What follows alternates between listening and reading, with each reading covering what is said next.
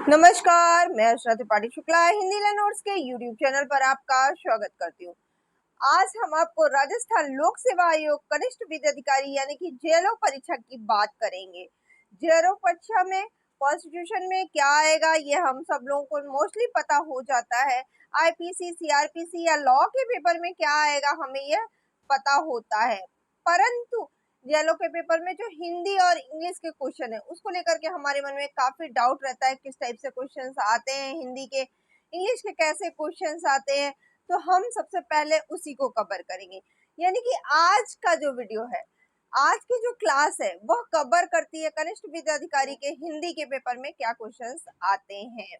आज हम इसी के बारे में बात करेंगे। वीडियो को लास्ट तक देखते रहिएगा। वीडियो को लास्ट तक देख करके उस पर कमेंट कीजिए, आपको क्या टॉपिक समझ में आया क्या नहीं आया, आपको वीडियो पसंद आ रही है या नहीं आ रही, अगर आपको कोई कमी लग रही है तो क्या कमी है आप ये भी कमेंट बॉक्स में जा करके कमेंट कीजिएगा। तो अगर हम हिंदी के पेपर्स की बात करते हैं तो हिंदी के पेपर में संधि किसे कहते हैं, इस टाइप के क्वेश्चन आता है कि संधि किसे कहते हैं। अब आपके पास ऑप्शन होगा कि संधि किसे कहते हैं, जैसे कि दो शब्दों के मेल को संधि कहते हैं, दो वर्णों के मेल को संधि कहते हैं, दो वाक्यों के सम्मिलन को संधि कहते हैं, या फिर दो अनुच्छेदों के मिलन को संधि कहते हैं। ये आपके पास ऑप्शंस दिए रहेंगे, आपको बताना है। इसका आंसर होगा कि दो वर्णों के मेल को संधि कहते हैं। वैसे जो संधि जो है वह तीन प्रकार की होती है, स्वर संधि, व्यंजन संधि और विसर्ग संधि। स्वर संधि यानी कि स्वर से स्वरों के मेल को संधि कहते हैं, स्वर संधि कहते हैं। व्यंजन का स्वर या व्यंजन से मेल को व्यंजन संधि कहते हैं। विसर्ग का स्वर या फिर व्यंजन के मेल से विसर्ग संधि बनती है। तो संधि जो है वह तीन प्रकार की होती है, ठीक है। इस टाइप से क्वेश्चन आपके हिंदी में आते हैं। जैसे कि समास के भी क्वेश्चंस आ जाते हैं कि पद प्रधानता के आधार पर समास को कितने वर्गों में बांटा गया है, या समास क्या होता है, या इसमें बताओ कौन सा समास है। तो इस टाइप के भी क्वेश्चंस आते हैं। तो समास में आपका पूर्व पद प्रधान होता है, यानी कि अव्ययी समास जिसमें पूर्व पद प्रधान होगा वह अव्ययी समास के अंतर्गत आएगा। उत्तर पद अगर प्रधान है तो वह कर्मधारण या फिर तत्पुरुष समास कहलाएगा। दोनों पद अगर प्रधान है तो वह द्वंद्व समास कहलाएगा। और अगर कोई अन्य पद जो है अगर वह जो है प्रधान है तो वह बहुव्रीहि समास कहलाएगा। तो समास से भी क्वेश्चंस जो है आपका जेएलओ पेपर में आता है। उसके बाद आपको पता है संधि विच्छेद भी इसमें काफी आती है, लेकिन कुछ इंपॉर्टेंट संधि विच्छेद है जो हम आपको बता दे रहे हैं। जैसे कि यशो अभिलाषी, यशो अभिलाषी शब्द का सही संधि विच्छेद क्या है। आपको ऑप्शन दिया होगा यश प्लस अभिलाषी, यश प्लस ओ प्लस अभिलाषी, या फिर यशः प्लस अभिलाषी और यशो प्लस अभिलाषी।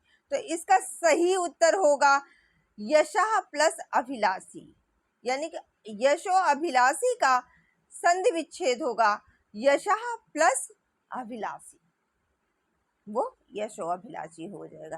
तो इस टाइप से संधि विच्छेद, अब जरूरी नहीं है यही पेपर में आए, बट इस टाइप के संधि विच्छेद भी आपके पेपर में आते हैं। फिर जैसे हितोपदेश है, हितोपदेश शब्द में सही समास क्या है। अभी हमने आपको समास के बारे में बताया, तो अब आप बताओ कि हितोपदेश शब्द में सही समास क्या है। क्या यह तत्पुरुष समास है, क्या यह अव्ययी भाव समास है, क्या यह द्वंद्व समास है, या फिर कर्मधारय समास है। तो हितोपदेश शब्द ये जो है आपका तत्पुरुष समास है। तत्पुरुष समास क्यों है, क्योंकि इस समास का विग्रह जो है वो होता है हित के लिए उपदेश। हित के लिए उपदेश यानी कि हितोपदेश, ये जो है इस तरह का जो संप्रदाय होता है वह तत्पुरुष समास में आता है। अब द्वंद्व समास में क्या क्या आता है। द्वंद्व समास में जैसे कि माता पिता हो गए, दिन रात हो गया, भाई बहन हो गए, दाल चावल हो गया, ये जो है द्वंद्व समास में आता है। अव्ययी भाव समास में जैसे बार बार, दिनों दिन, दिन प्रतिदिन, यथो शक्ति, ये सब जो है आपका अव्ययी भाव समास में। कर्मधारय समास में आपका नील कमल, नील गाय, छुट भैया, चंद्रमुखी, चंद्रकली, इस टाइप का जो समास है वो कर्मधारय समास में आएगा। और आपको बता दें इसमें प्रत्यय भी आता है। प्रत्यय में जैसे आस प्रत्यय से बनने वाला शब्द है। अब आस जो है प्रत्यय है उससे बनने वाला एक शब्द आपको बताना है। आपको 2-3 शब्द दिए होंगे जैसे अनायास, जायस, मिठास, सहवास। तो आपको इसमें जो है आस प्रत्यय से लगे शब्द बताने हैं। तो इसमें जो मिठास शब्द है, मिठास, उसमें देखिए आस शब्द आ रहा है। आस इसमें मूल प्रत्यय है। क्यों? क्योंकि जो मीठा है वह इसका मूल शब्द है।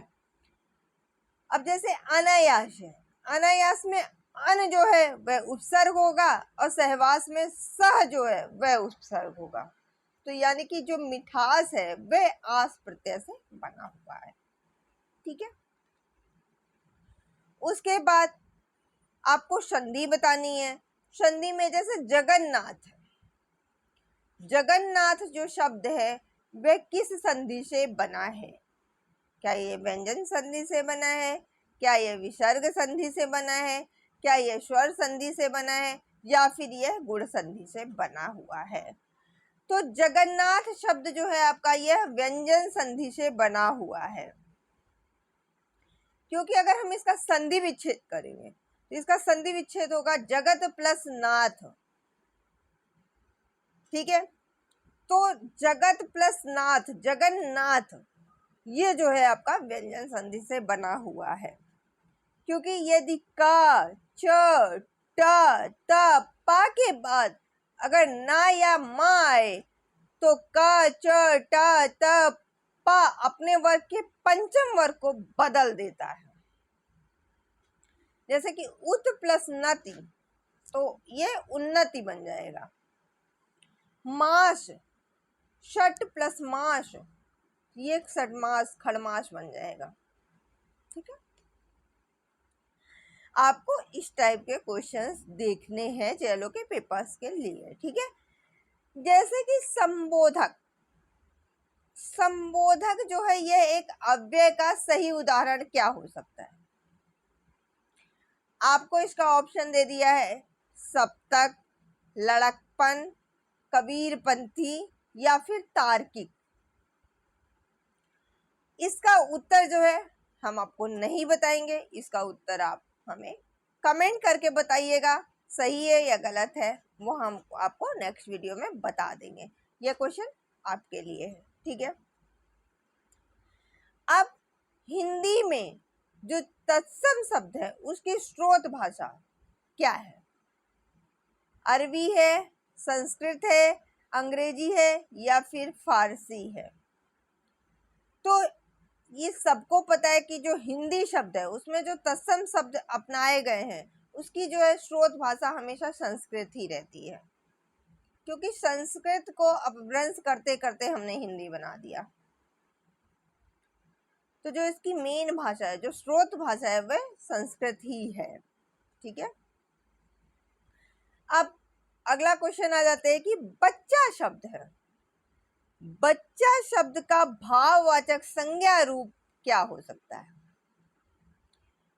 बचपना, बालकपन, लड़कपन या फिर बचपन? बच्चा का जो भाववाचक संज्ञा का रूप है वह बचपन है। बचपन से जो है मिलकर के बच्चा बना हुआ है। यानी कि जिस संज्ञा शब्द से व्यक्ति, वस्तु, गुण, धर्म अथवा व्यापार का बोध होता है तो उसे भाववाचक संज्ञा कहते हैं। भाववाचक संज्ञा जो है वह सदैव एक वचन में होती है। भाववाचक जो संज्ञा होती है वो हमेशा एक वचन में होती है। तो यानी कि बचपन से बच्चा बना हुआ है। ठीक है। अब तद्भव और तत्सम शब्द भी आते हैं जेएलओ के पेपर में। जैसे कि इसमें आपको तद्भव शब्द पहचानना है। कलंक, धीरज, बाधिर और तिमिर, इसमें जो है आप तद्भव शब्द पहचानिए क्या हो सकता है। इसमें जो धीरज है वह तद्भव शब्द है। कलंक, बाधिर और तिमिर जो है ये सब तत्सम शब्द हैं। ठीक है। अब जैसे विदेशज है, विदेशज शब्द का प्रयोग कहाँ पर हुआ है? अंग्रेजी में विदेशज शब्द का प्रयोग कहाँ पर हुआ है? प्रोफेसर को कहते हैं विदेशज, या फिर शिक्षक को करते हैं, या फिर वैद्य, या फिर चालक। विदेशज शब्द का प्रयोग कहाँ पर हुआ? तो आपको बता दें कि इन शब्दों में जो प्रोफेसर शब्द है वह विदेशक शब्द है। विदेशक समझ रहे हैं आप? विदेशक मतलब कि अंग्रेजी शब्द कौन सा है, तो विदेशक जो है वह अंग्रेजी शब्द है, क्योंकि वैद्य, शिक्षक और चालक ये सब जो है आपके तत्सम शब्द है, हिंदी शब्द है। अब आपको ये बताना है कि इसमें से तत्भव शब्द कौन सा नहीं है। जैसे दांत, प्रांत, शांत, अखिल, मीठा, पीपल, कांत, बुद्ध, पीठ और हस्त, शांत, शुद्र, इसमें तत्भव शब्द कौन सा नहीं है? तो हस्त जो है, हस्त, शांत, शुद्ध, ये शब्द समूह तत्सम शब्द समूह है, यानी कि ये जो है तद्भव शब्द नहीं है, शेष में आपका तद्भव है। ठीक है। पर्यायवाची शब्द आएगा एग्जाम में कि इसका पर्यायवाची क्या होगा, कौन सा पर्यायवाची नहीं है, इस टाइप से क्वेश्चन आ जाएगा। जैसे सूर्य का पर्यायवाची, अब इसमें क्वेश्चन ऐसे घुमा के कर दिया कि सूर्य का पर्यायवाची कौन सा नहीं है, तो भास्कर ये सूर्य का पर्यायवाची है, प्रभाकर ये सूर्य का पर्यायवाची है, विभाकर और तमस्कर। आपको बता दें कि सूर्य का जो पर्यायवाची है वो तमस्कर नहीं है, क्योंकि विभाकर भी सूर्य का पर्यायवाची है, प्रभाकर भी सूर्य का पर्यायवाची है, भास्कर भी सूर्य का पर्यायवाची है, तो ये सब सूर्य के पर्यायवाची। अब आपसे क्वेश्चन पूछ लिया चंद्रमा के पर्यायवाची क्या है, आपको बताना पड़ेगा कि चंद्र, शशि, हिमकर, राकेश, रजनी, हिमांशु, चांद, मयंक, ये सब जो है चंद्रमा के पर्यायवाची हैं। तो आपको पर्यायवाची भी जो मेन वर्ड्स हैं उनके पर्यायवाची भी आपको पढ़ना पड़ेगा। अब अविकारी शब्द कौन सा है? आपको 2-4 शब्द दे दिया जाएगा, उसमें से पूछ लिया जाएगा कि भैया कौन सा शब्द अविकारी है, आपको बताना पड़ेगा। जैसे क्योंकि, डाकू, आंख, विद्रोह, तो इनमें जो है अविकारी शब्द कौन सा है? तो ये अविकारी शब्द है। जैसे आंख और डाकू ये जातिवाचक संज्ञा है, विद्रोह ये भाववाचक संज्ञा है, तो ये सब जो है अविकारी शब्द है। अब जैसा कि हमने पहले ही बताया कि अनुलोम विलोम और आपका ये पर्यायवाची ये सब आएगा पेपर में। तो उन्मुख शब्द का विलोम शब्द क्या है? उन्मुख, उन्मुख का क्या प्रमुख होगा, क्या सुमुख होगा, क्या भूमुख होगा, या फिर प्रतिमुख होगा? तो उन्मुख शब्द का विलोम जो है वह विमुख होता है। ठीक है। उसके बाद आपका कुछ ऐसे आ जाएंगे एग्जाम में जो है, जैसे कारतूस शब्द क्या है? कारतूस क्या तत्सम है, क्या तद्भव है, क्या विदेशज है, क्या देशज है? तो क्योंकि कारतूस ये फ्रांसीसी भाषा से लिया गया है, फ्रांस की भाषा है ये, इसलिए ये विदेशज है। ये ना तत्सम है, ना तद्भव है, ना देशज है, ये विदेशज है। ठीक है। अब आगत शब्द का विलोम क्या होगा? आगत शब्द का विलोम जो है वह अनागत होता है। आपको इसका भी 4 ऑप्शन दे देंगे, अनागत, अभ्यागत, दिशज या फिर विभागत। आपको बताना होगा कि आगत शब्द का जो विलोम होगा वह अनागत होगा। उसके बाद फिर हम देख लेते हैं कि तत्भव शब्द इनमें से कौन सा है। जैसे कलंक, धीरज, बाधिर, तिमिर, तो धीरज जो है इसमें तद्भव शब्द है। इस टाइप का क्वेश्चन आपके पेपर में आएगा, तो आपको प्रिपेयर रहना है कि कैसे क्वेश्चन लाते हैं। अब जैसे कभी कभी शुद्ध शब्द भी ढूंढने को आ जाएगा कि इनमें शुद्ध शब्द कौन है, जैसे ऐतिहासिक, इतिहासिक या फिर ऐतिहासिक या ऐतिहासिक, इसमें शुद्ध शब्द क्या है। तो जो ऐतिहासिक शब्द है वह जो है शुद्ध शब्द है। त्रुटिपूर्ण शब्द कौन से हैं वह देखने पड़ेंगे आपको लिखने भी आने चाहिए, ठीक है। जब आपको शब्दों का पहचान होगा तो आप अच्छे से बता पाएंगे। जैसे इसमें सेंटेंस भी आ जाता है, जैसे भिखारी को देखकर उसे उस पर डैश आ गई, क्या आ गई। अब उसमें रिक्त स्थान में दिया होगा कृपा आ गई, कि दया आ गई, कि अनुकंपा आ गई, कि करुणा आ गई। तो हम सबको पता है कि भिखारी को देख करके उसे उस पर दया आती है। अब जिसको नहीं पता है वो दिक्कत कर जाएगा। आपको ये चीजें पता होनी चाहिए कि भिखारी के साथ आप दया शब्द लगाएंगे, कृपा लगाएंगे, अनुकंपा कहाँ लगता है, ये सब आपको पता होना चाहिए। अब दुर्भेद्य शब्द का अर्थ है। दुर्भेद्य शब्द का क्या अर्थ है? जिसे कठिनाई से भेदा जा सके, जिसे सरलता से भेदा जा सके, जिसका भेद कोई ना जानता हो, या जिसे भेदा ही ना जा सके।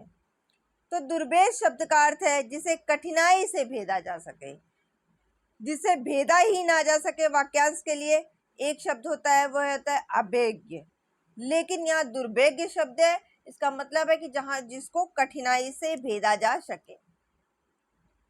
अब पवन का पर्यायवाची आपसे पूछ लिया जाएगा कि पवन का पर्यायवाची कौन सा होता है, अग्नि का पर्यायवाची कौन सा होता है, वायु का पर्यायवाची कौन सा होता है। तो ये सब जो है आपको पता होना चाहिए। जैसे वायु का आपका हवा हो गया, समीर हो गया, अनिल हो गया। तो इस टाइप के क्वेश्चंस पेपर में आते हैं और आपको ये चीजें पता होना चाहिए। अब जो नग शब्द होता है, नग शब्द का सही अर्थ कौन सा होता है? क्या पहाड़ होगा, क्या सूर्य होगा, या सूर्य नंगा होगा, या अंचल या चंद्रमा होगा? तो नग शब्द का सही अर्थ पहाड़ होगा, यह आपको पता होना चाहिए। उदर, उदर को पेट कहते हैं। उदर शब्द का अर्थ होता है पेट। तो उदक शब्द का अर्थ क्या होगा?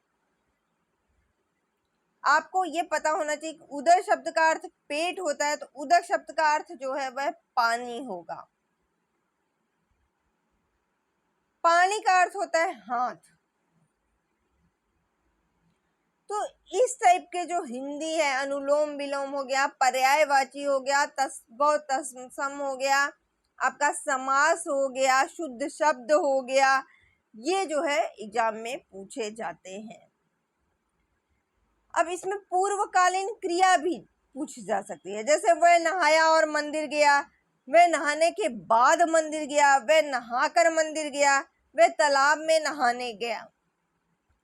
अब इसमें पूर्वकालीन क्या है? तो आपको बता दें कि वह नहाकर मंदिर गया, इसमें नहाकर जो है वह पूर्वकालीन है, क्योंकि भाई मंदिर जाना है तो नहाना है। इंपॉर्टेंट वर्ड क्या है? वो नहाकर मंदिर गया।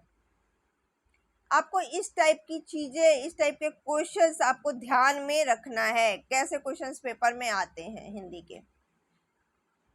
अगर आपको हमारी वीडियो पसंद आई हो तो प्लीज लाइक कीजिएगा, शेयर कीजिएगा, सब्सक्राइब कीजिएगा, बेल आइकन जिन्होंने नहीं दबाया वो दबा लीजिए, जिससे हमारी वीडियो आपको लगातार मिलती रहे। धन्यवाद।